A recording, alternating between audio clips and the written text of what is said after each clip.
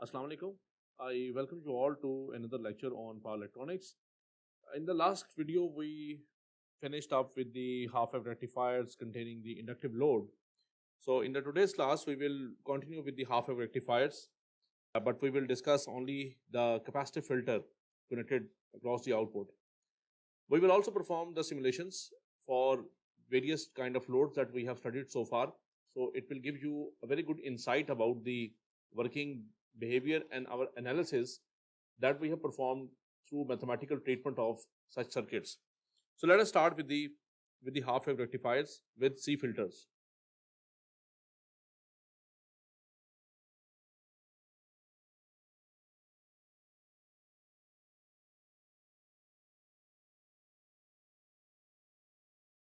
Purpose of using a capacitor is to reduce the variations in the output voltage of a rectifier, thus making it a stiff DC output instead of having a pulsating output.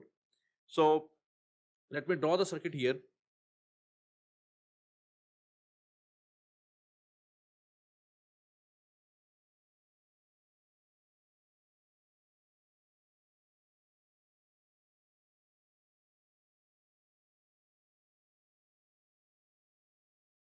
And here we have the load resistance.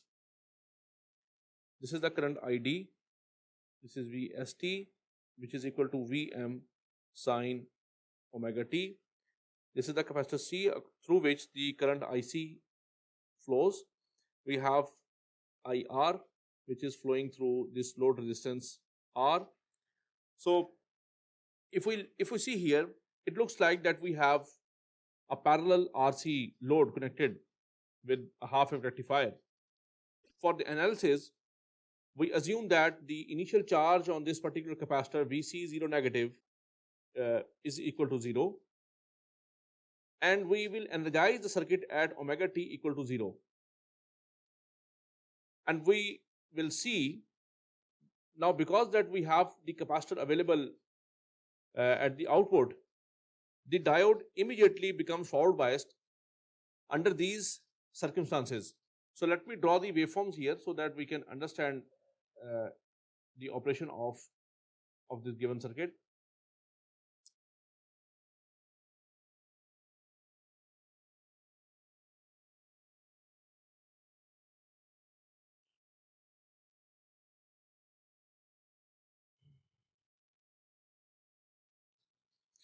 This is the sinusoidal waveform VST. Now we have a capacitor at the output, and therefore as soon as we have the anode to cathode voltage equal to 0 or greater than 0, since there is no charge on the capacitor, so therefore this V0 is equal to 0. So the capacitor instantaneously this diode turns on instantaneously, thus making the output voltage equal to the Vs. So let me draw the output voltage here. So at omega t equal to 0, the output voltage will follow the input voltage, which is this waveform shown in the black color. So the capacitor charges up to a voltage equal to the V maximum, and this is the V maximum. It will charge itself to this V maximum, which is the peak value of the applied sine wave. After this particular time, which is this pi by 2, the source voltage has a decreasing slope. As you can see here, it has a decreasing slope here. So it decreases following a sinusoidal trajectory. So the capacitors supply the current to the load. Now during this time instant, when we have a falling slope for the source voltage, we notice one thing, that the slope through at which the input voltage is going towards a negative half cycle, it is usually very fast compared to the to the discharge rate of this capacitor, because for a practical application the discharge rate for a capacitor is large enough so that the capacitor is able to deliver the power to the load during the time this diode is reverse biased.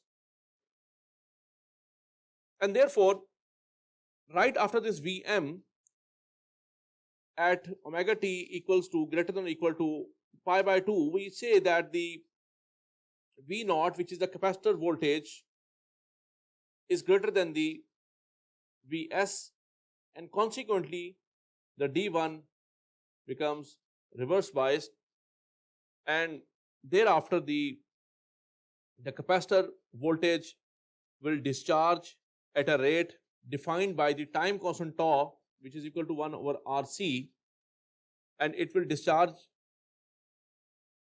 at this particular rate. So let me draw the line here. Right after this particular time, this is 2 pi, we have yet another cycle of the we have yet another positive half cycle, and this positive half cycle starts from this particular point. So instead of having an output voltage starting right from the zero, as we have seen for the first case when initially the capacitor was uncharged, this time the capacitor will not allow the source to forward bias a diode unless the source voltage exceeds the capacitor voltage, and therefore instead of starting from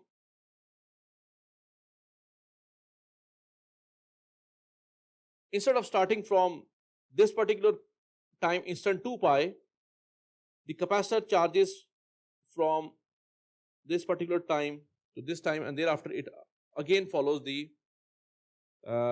discharge rate set by the load and this capacitor.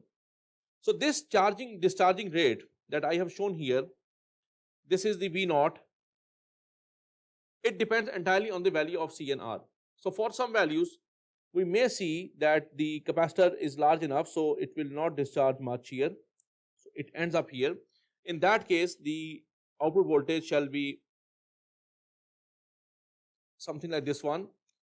For yet another case, we may have an even large time constant, thus making the output voltage sufficient enough so that the diode remains reverse biased unless the capacitor voltage becomes lesser than the supply voltage Vs at this some time instant. Let us say this is x omega t.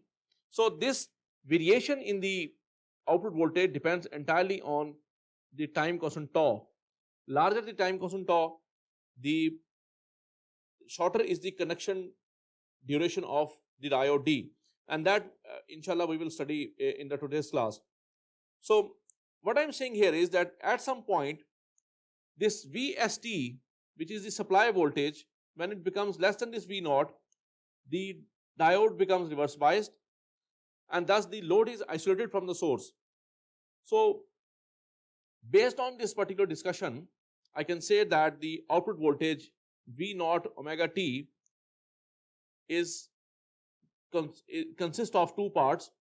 The first part is the part where the diode conducts, and when the diode conducts, the output voltage is exactly the same as that of the applied input source voltage.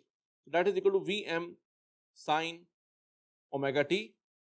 This is for the case when the diode is on or it is a forward biased condition. The other one is the time during which the diode is off, and that time duration during which it is off, it is some time after which the diode is reverse biased. So let us say it is at some time theta. So it is V theta e raised to the power minus omega t minus theta divided by omega RC, which is, if you see here, this above part, this one is nothing but it is equal to minus e raised to the power minus omega t over omega tau, and this tau is equal to 1 over RC,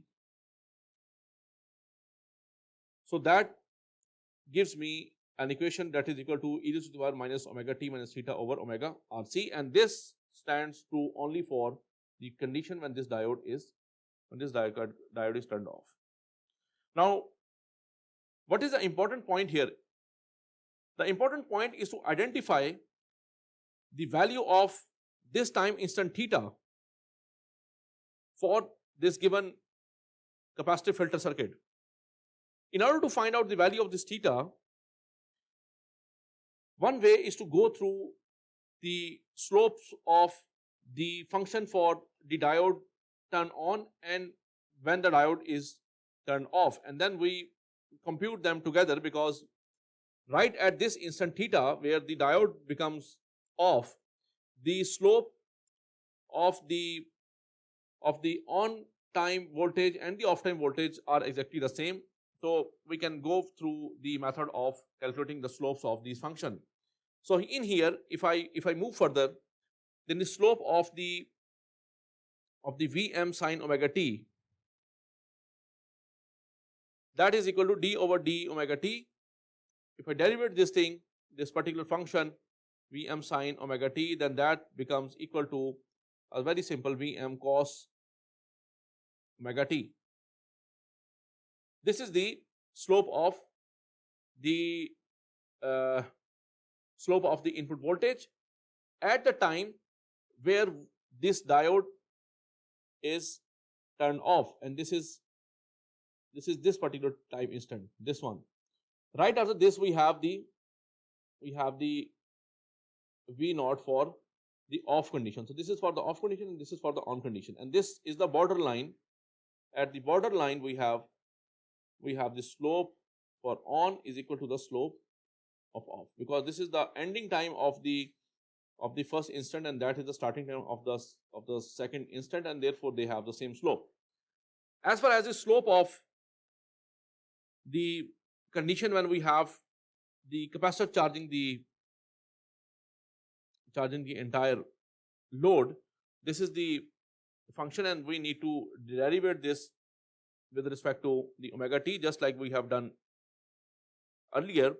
So this is V theta e to the power minus omega t minus theta divided by omega RC, and this is very simple. This is Vm sine theta minus 1 over omega RC e to the power minus of omega t minus theta divided by omega RC.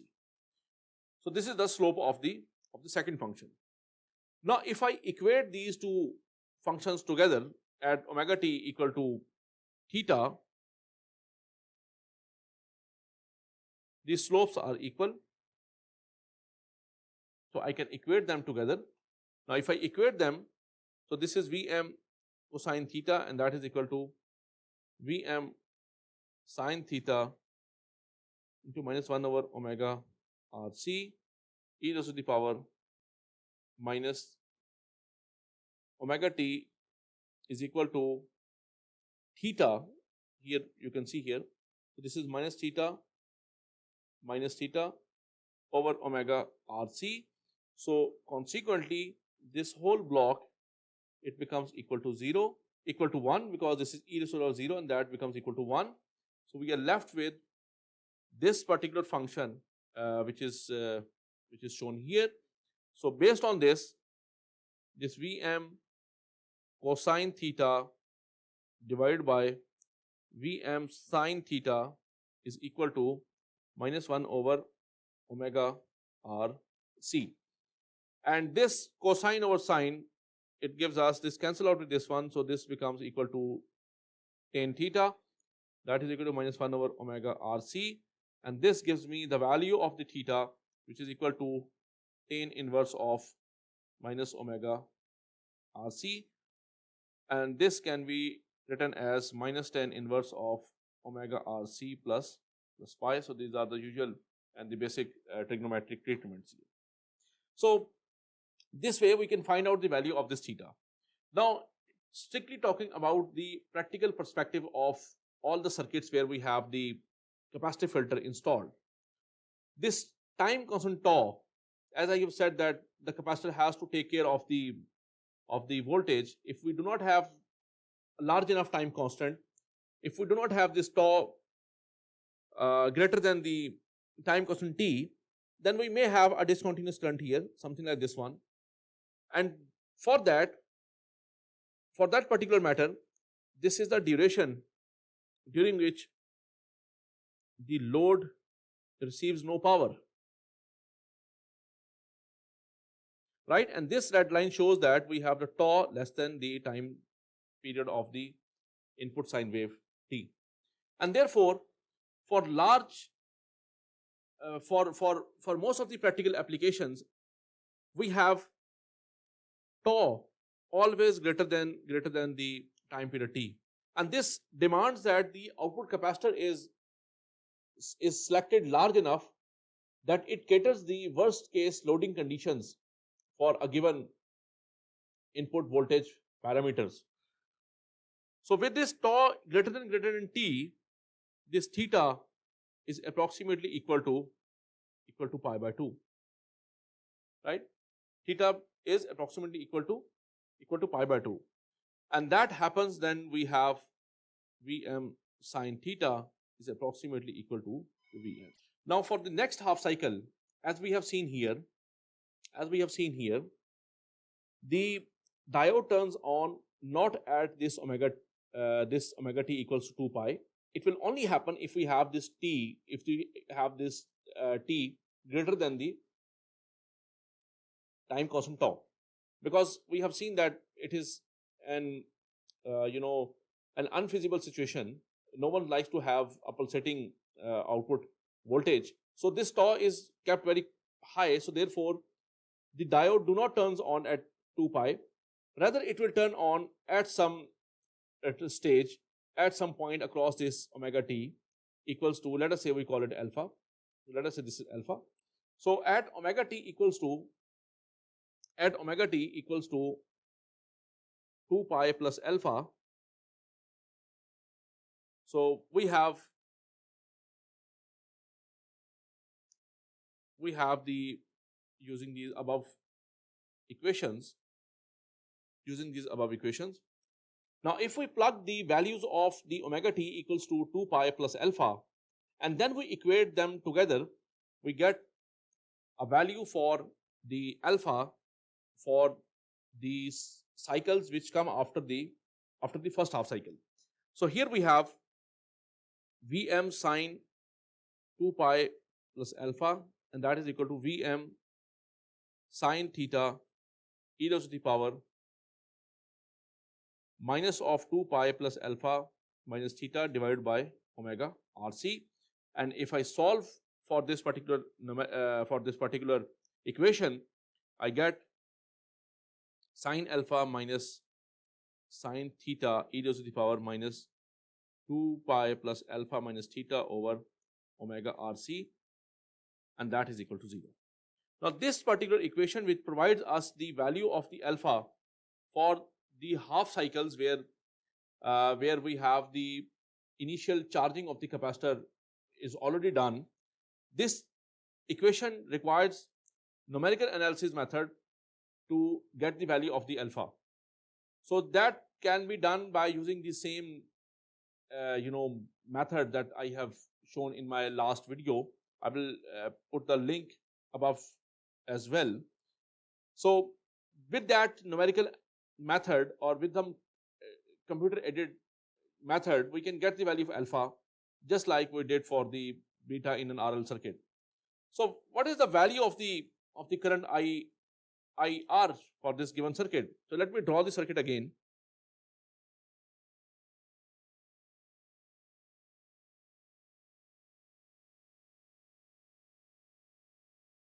This is I naught or IR. Value of this IR is not simple V naught over R. And what is the value of this IC? The capacitor current IC is equal to ICT is equal to C d V naught T over dt, which is a standard equation for the current through a capacitor. So in terms of the omega t, this IC omega t becomes equal to C omega C d V naught omega t over dt. me rewrite this C as well. It looks like a bracket here. So IC omega t shall have two phases as well. One is the phase where the supply current IS splits between the capacitor and the resistance, thereby the capacitor gets energy and it is stored into the capacitor. And the second is that IC during which the IS becomes equal to 0, and thereby this capacitor discharges itself through this resistance and hence it supplies the power to the load. Here we have IC omega t that is equal to minus Vm sine theta over r e raised to the power minus omega t minus theta over omega rc, and the other one is this omega c Vm cos omega t. These two conditions, the first one is the condition where we have theta to 2 pi plus alpha, and this is the time which is shown here. This time from this theta, let me highlight it with some different color here. This theta to this alpha, during this whole duration the diode is reverse biased, and therefore the capacitor is supplying the current to the load, and this duration is written as theta to 2 pi plus alpha. So this is what I have written here. So this indicates that the diode is reverse biased, and the capacitor is actually supplying the current to the load resistance R. This particular equation, omega c is Vm cosine omega t, is the duration during which the diode is forward biased, and this is from 2 pi plus alpha to 2 pi plus theta, and the diode is forward biased. This I can also show you here. It is this particular time. Let me use some other highlighter, this one. So this is between these two, right? So this duration,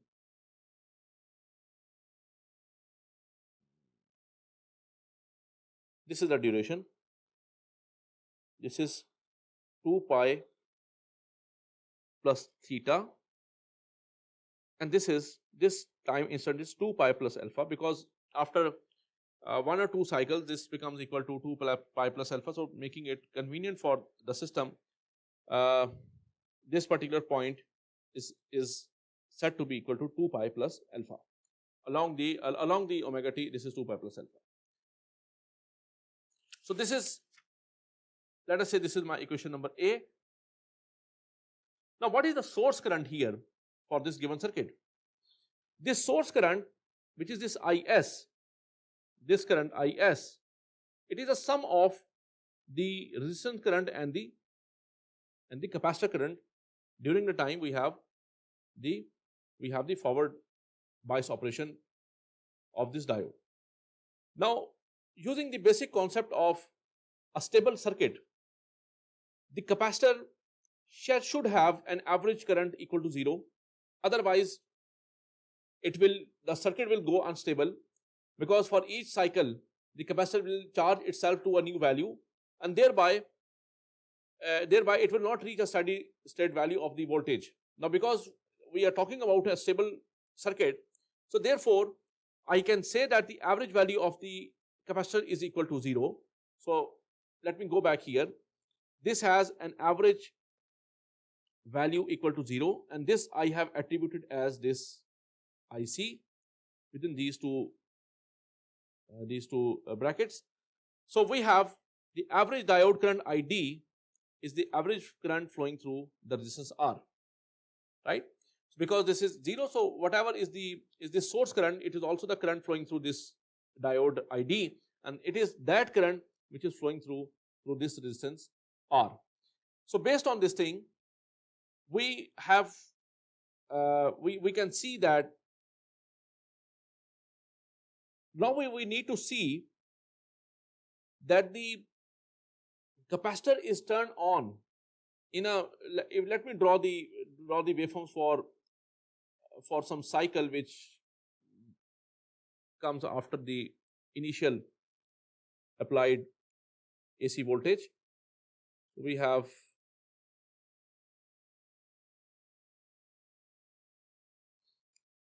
so let me draw the output voltage here. So let us say that the capacitor voltage is somewhere here and it goes all the way to this particular point, and thereby it again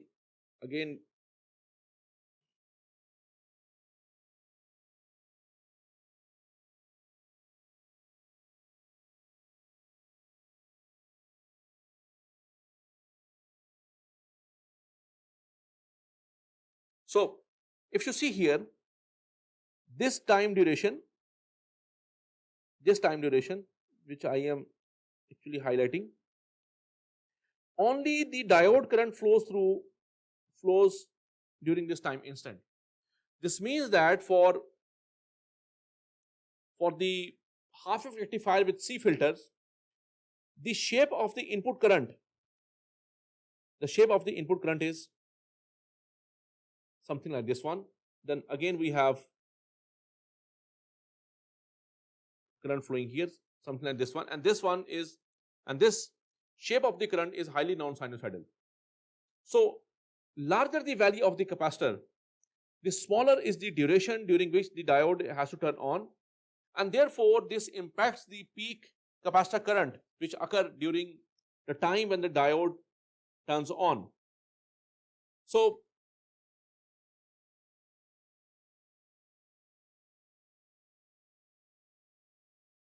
the problem here is that this whole process results in a peak diode current which is much larger than the average diode current. So using this particular equation that I have shown earlier, using this A, we can say that the peak current of the capacitor, it occurs at omega C Vm cosine 2 pi plus alpha, and that is equal to omega C Vm cosine of alpha. So the current through the resistance at time 2 omega t plus alpha is equal to Vm sine 2 omega t plus alpha over R, and this gives me Vm sine alpha divided by R. So the peak diode current is the sum of the peak current flowing through the capacitor and the current through the resistance R. So the diode has to withstand the sum of this IC peak and this IR which is happening at 2 omega t plus alpha. So this becomes equal to omega C Vm cosine alpha plus Vm sine alpha divided by R, and by having the solution taking this Vm as a common value, we have this omega C cosine alpha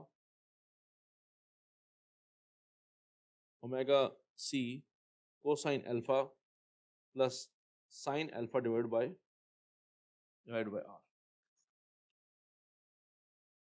Also we need to define because this peak diode current is important to rate or to design the given half wave rectifier. Two important points are always required for designing of a rectifier system. The first one is the peak inverse voltage rating, PIV rating, and the second one is the current rating or the forward current rating, IF current rating, right? What is the current that flows through this particular diode? So for the selection of the diodes, this ID peak is very important. Further to this, let us talk about the inrush current problem of the rectifiers with C filters. What I mean to say is that for this rectifier, this D1 is on, we have this capacitor, and here we have this resistance. This is VST. Initially, if this capacitor is having, it do not have any charge, that is IC, that is VC 0 negative is equal to 0. This means that this capacitor will act as a short circuit path. It's a short circuit, and therefore, when this circuit is energized, the amount of current that flows through this diode D1, this ID1 is equal to VST over R. Now this do have the resistance, load has the resistance which is shown by this resistance R. However, with an uncharged capacitor, ideally speaking, we do not have any ESR in the capacitor system, but even if we have an equivalent series resistance, it is not enough to limit the amount of current.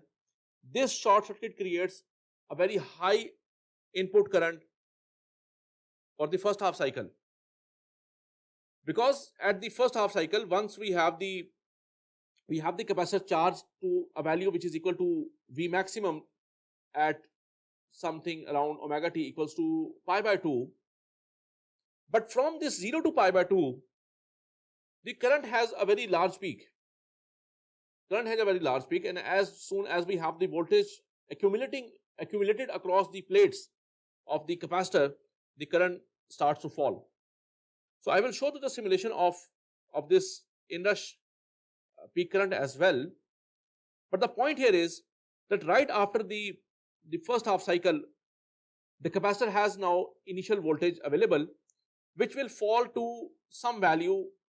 Let us say at this particular value, this is still not 0 volt. So for the next half cycle, positive half cycle, the capacitor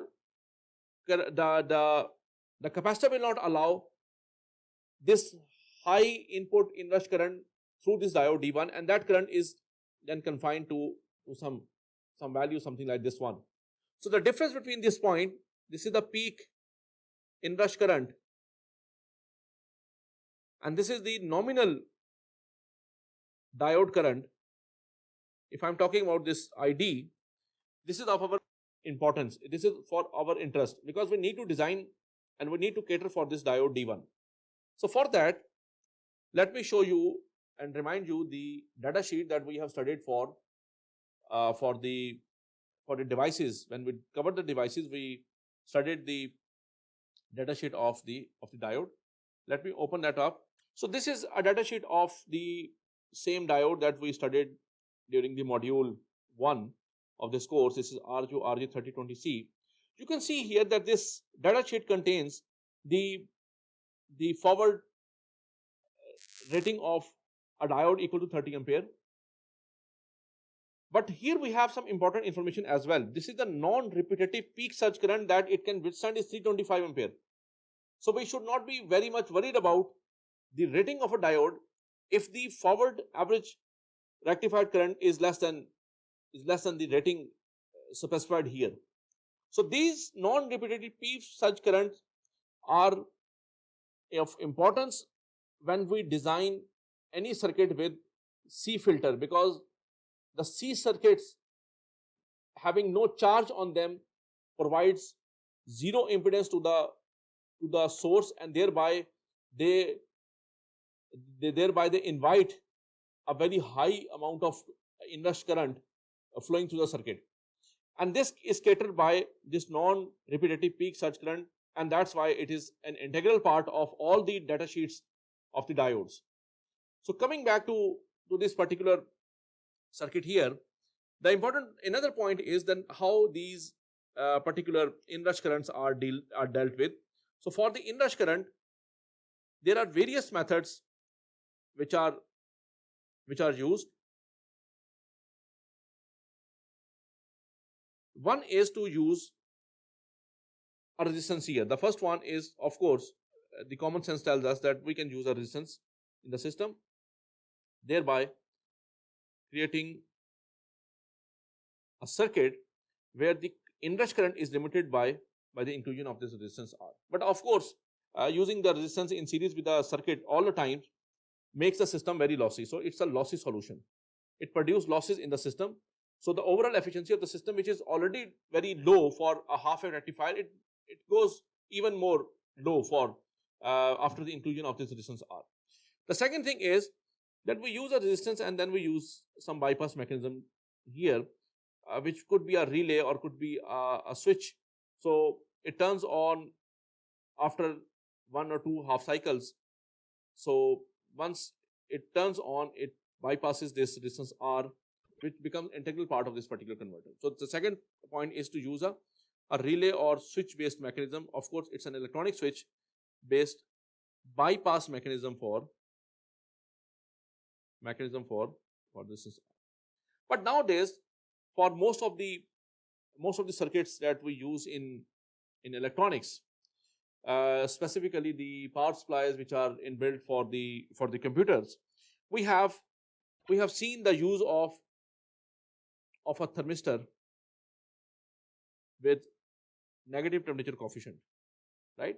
So with this negative temperature coefficient, if we have a thermistor with the rise in temperature T, its resistance actually decreases. So initially, when we turn on the circuit, the thermistor is set to be in a low temperature mode, and therefore it offers the resistance, thereby limiting the current.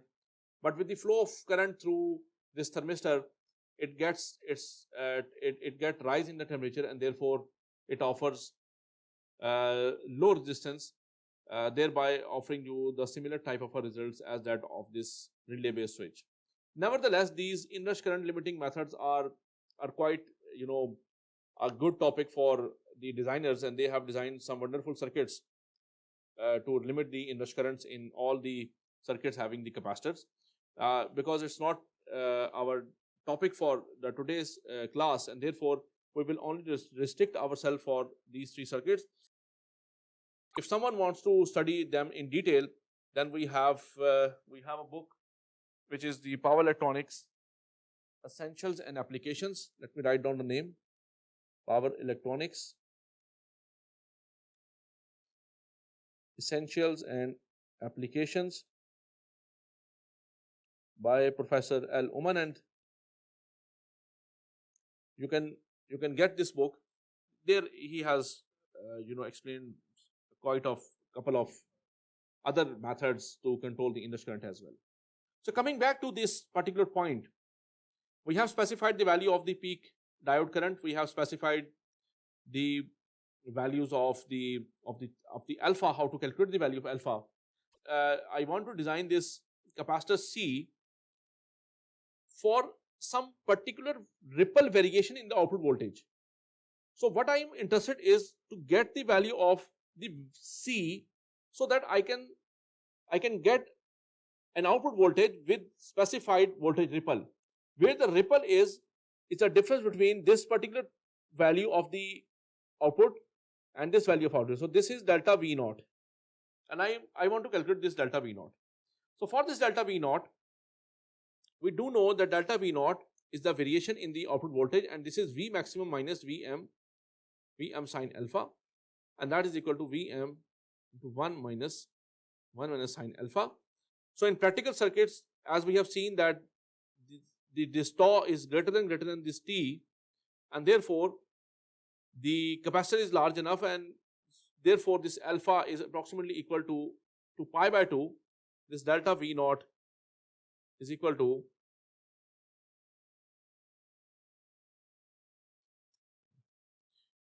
this alpha is equal to pi by 2, and we have also theta approximately equal to pi by 2, and therefore this V naught into 2 pi plus alpha.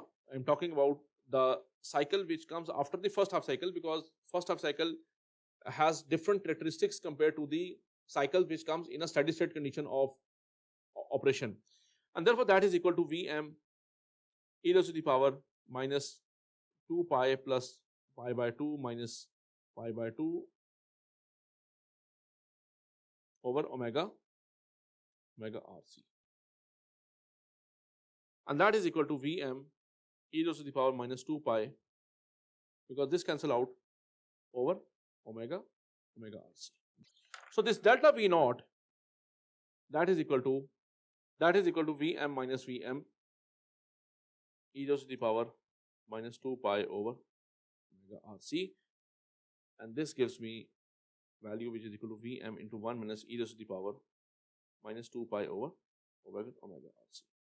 Now here, this particular expression, this can be written as e raised to the power minus 2 pi over omega RC is approximately equal to 1 minus 2 pi over omega RC. So now if I substitute it back in here, then this delta V naught is equal to Vm into 2 pi over omega RC, and that is equal to Vm over F RC, because this omega is equal to 2 pi F. So this 2 pi cancel out with this 2 pi, and we get this equal to Vm over F RC. Now if you see here, there are some important points to look. If we have a higher value of C, then we have a lower value of peak to peak ripple, but increasing the value of C has other repercussions on the circuit. For example, this increase in C will decrease the diode conduction time, and we will inshallah see time in the next class decreases, and therefore rectifiers peak diode current, take care, Allah Hafiz, it increases.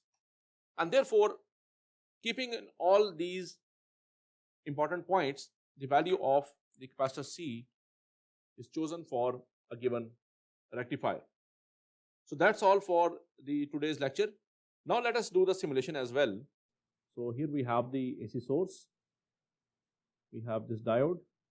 To measure the current through the utility, we will use this current probe, and let us first of all apply the resistive load here. We also need to have some voltage probes to measure the important voltages in these elements, across these elements.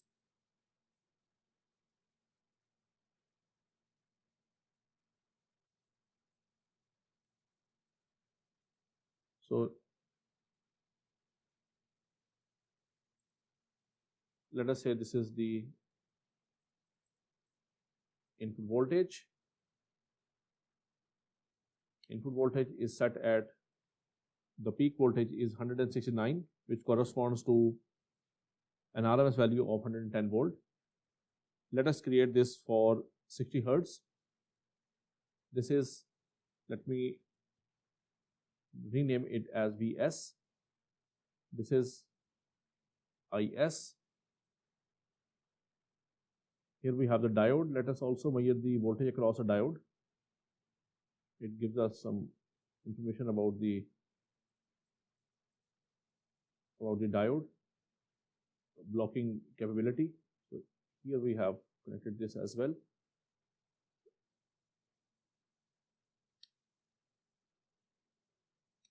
This is Vd.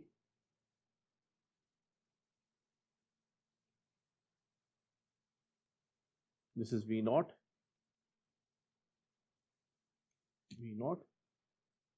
Let us make this resistance equals to 5 ohm. This is a very basic circuit, but it provides us the foundation. So we will cover all other circuits starting from this particular point. From this simulation control, let us make it equal to 0.2 seconds. So it will be sufficient for the 60 hertz supply to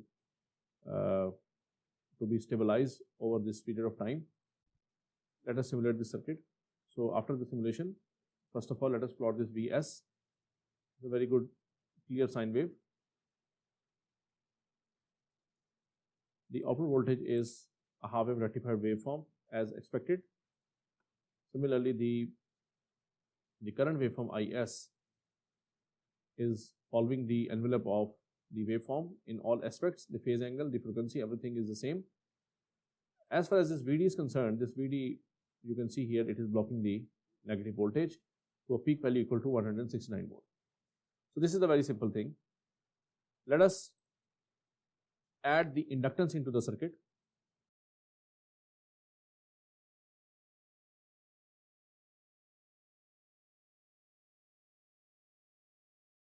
Inductance, let us say it is 0.1 Henry. And let me resimulate this one. Okay, so this is, we should rename this as VR. Now let us simulate this one. So now I have simulated these particular waveforms. Let me have let me give little bit more thickness to these curves. Now if you see here, for these few cycles of the AC input waveform, let us have a review of one complete cycle, 1.5 cycle, let us say. Now you can see that this V naught, it is having a negative portion here, right after this particular point. This is pi. So after this pi, this V naught is going onto the negative side because of the presence of the inductance, and this is what we have studied. And therefore, for the duration when this VL, when this V naught goes negative, we have the diode conducting, and therefore it is showing the current for a duration longer than this pi, and it ends at this angle beta, which depends on the value of the inductance, and we have already seen how to compute the value of beta. As far as this V diode is concerned, you can see here for this entire duration of its conduction, the voltage across the diode is 0, and right after the beta, it blocks whatever is the remaining voltage available from the AC supply. And you can see here for this particular period of time, this entire voltage appear across this particular diode. So now let us move on to the third circuit. Third circuit has a DC voltage source, and here we have this DC voltage source. So I will include this DC voltage source here, and let us say that this VDC equals to 100 volt. This is V naught. Everything else remains the same. So let us simulate the circuit. Now as soon as I have simulated the circuit, there are two important points to see. One is the current that flows through the circuit. Now since you can see that for this particular waveform that I have plotted, the value of I is very low compared to the Vs. So one thing in simulation is to get it multiplied by some factor. Let us say I'm multiplying it by 50, and I will add it here. So now you can see that this particular current waveform is having an amplified view, and now it is good for us to establish the delay angle caused by the DC source that we have connected. Let me first of all also make it a little bit bold. Now if I plot the VDC here, which is this VDC, you can see that this VDC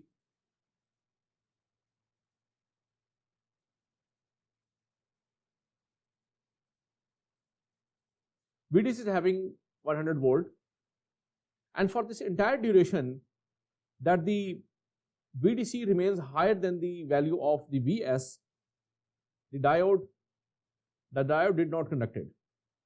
The diode did not conduct it at all.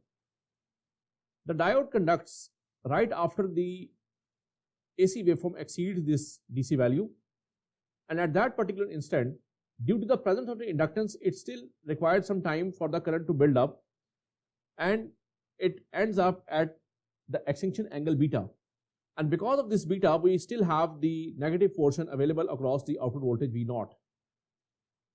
Similarly, we have the flow of current waveform as we have shown here, and the VD shall have to block, in addition to the to the negative half cycle after the extinction angle, it has to block the positive half cycle till the time we have the V source greater than the VDC, and that's what we have shown here. So you can see here that this part of the positive half cycle is blocked by the diode. Next circuit is about the freewheeling diode.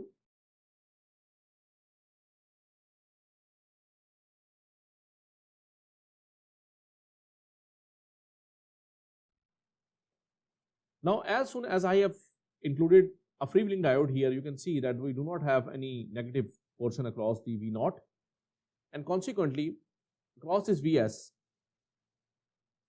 we have this type of a waveform for ID1. Again, I need to zoom it a little bit, so I'm multiplying it by some factor, let us say 30. Okay, the 30 is too much, so let us reduce it to 10, add it here. Yeah, that's okay. So now with this thing we have quite a reasonable amplitude of the current here. So the current has a value which ends exactly at pi equal to 0. So this is the sort of a current that flows through the circuit when we have the freewheeling diode. Now, if we increase the value of the inductance such that the time constant tau or L over R, it becomes very, very high. So let me say that this is 10. Let us see what happens then. Then you can see here that we have almost a constant current, DC current, that we have seen for the circuit. L over R equals to infinity, or with a very high value. You can see here that it is now an approximately a complete DC value. Now let us simulate the last circuit.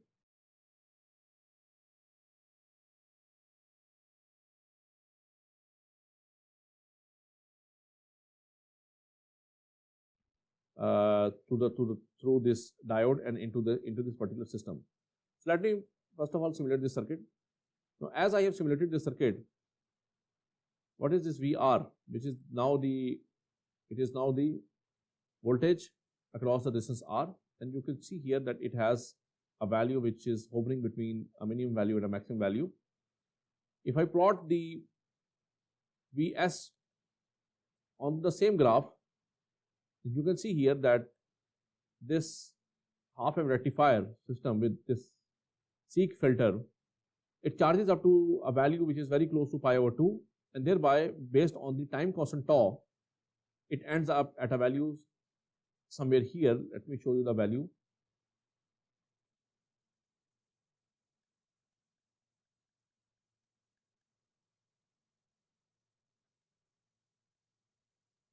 Here we have the value. This VR is at 56 volt, and if I increase this capacitance, so let us say I increase it to 7,000 microfarad, then the value which is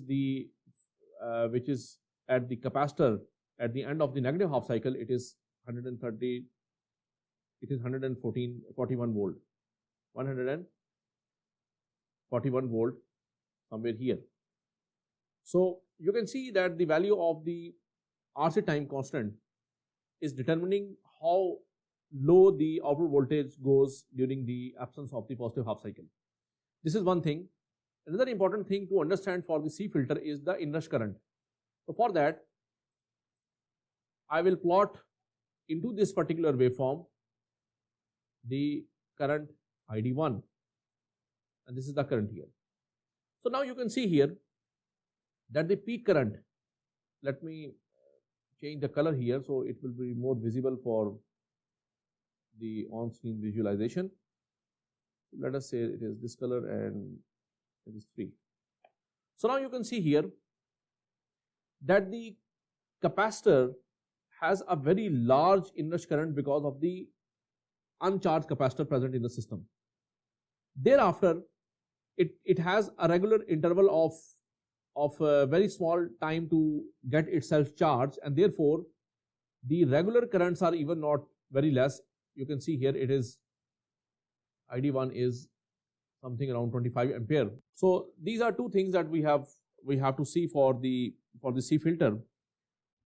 One thing that we have missed so far is the inclusion of the source inductance. So let me draw the circuit.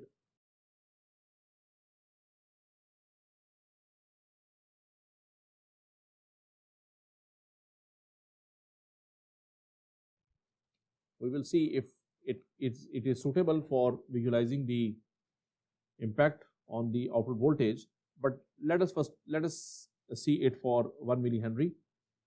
So this is the overall circuit. Let me simulate the circuit. Now after the simulation of the circuit, this is let us make it equal to V naught. This is VD2 and this is ID2. This is VD1 and this is ID1, and that's it. Let us simulate this circuit. Now I have simulated the circuit. The first thing is to see what is this V0, and to understand the impact of this LS, I need to plot this VS as well.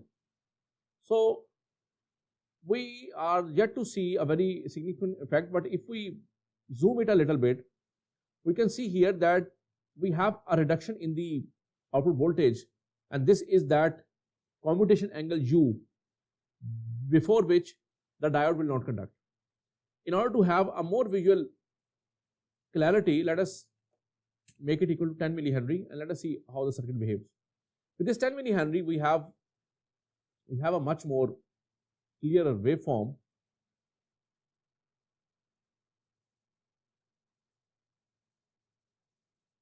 So you can see here that for this entire duration, the output voltage do not appear across the load, right?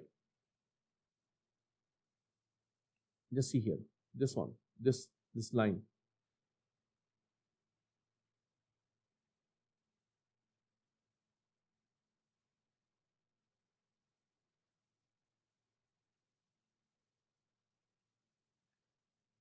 Right? So you can see here that for this duration we do not have the output voltage available. One more thing is to understand is the current that flows through the diode VD1 and VD2. So let me remove this one and let us plot the ID1 and ID2.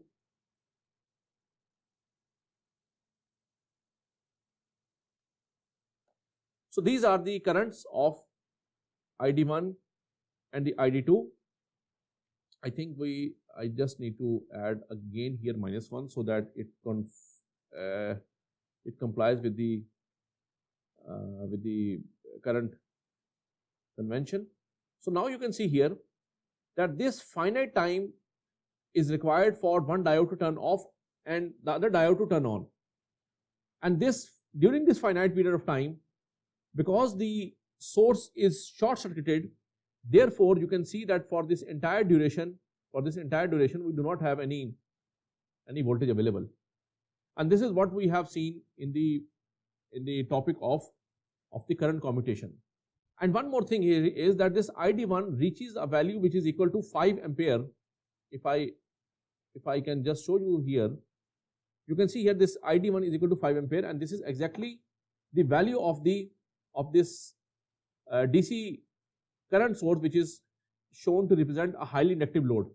If I make it equal to 10, then this source current shall rise till to that particular value, because we have discussed that it cannot go beyond this value, because that requires to have a negative current flowing through this diode, which is not possible. It's a diode. A diode is a device that do not allow a negative current to flow through it, and therefore it reaches to a value that is equal to 10 ampere, right? So with that in mind, I wrap up this particular lecture. Take care. Allah Hafiz.